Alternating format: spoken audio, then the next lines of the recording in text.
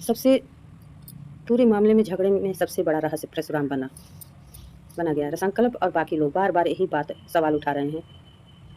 आखिर यह परशुराम कौन है जो हर बार सही समय तक आकर परिवार को बचा लेता है?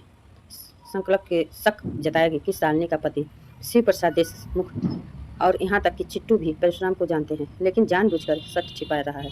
उसका कहना है कि करण कुलकर्णी को भेजे हुए गुंडे लगातार गायब हो रहे थे और यह किसी साधारण इंसान का काम नहीं हो सकता। इसी वजह से उसे यकीन हो गया था कि परिवार का कोई सदस्य परशुराम से जुड़ा हुआ है।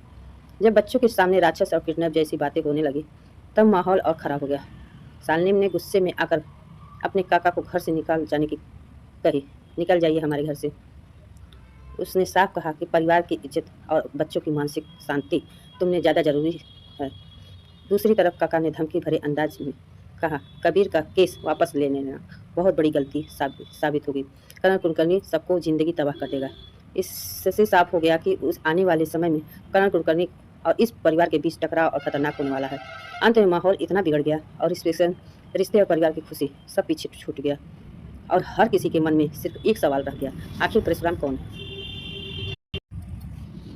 सब कुछ तबाह हो जाएगा, तुम्हारा परिवार भी तबाह हो जाएगा और साथ में मेरा भी परिवार तबाह हो जाएगा। करण कुलकर्णी सबको बर्बाद करके।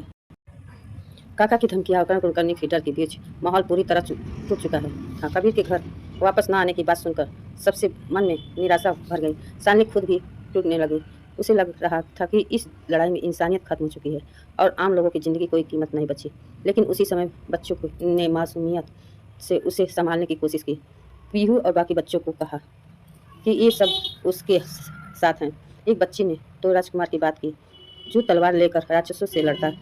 यह बात सुनकर साफ महसूस किया बच्चे अब भी उम्मीद और सुरक्षा की दुनिया में जीना चाहते हैं, जबकि बड़े डर और साजिशों में उलझ चुके हैं।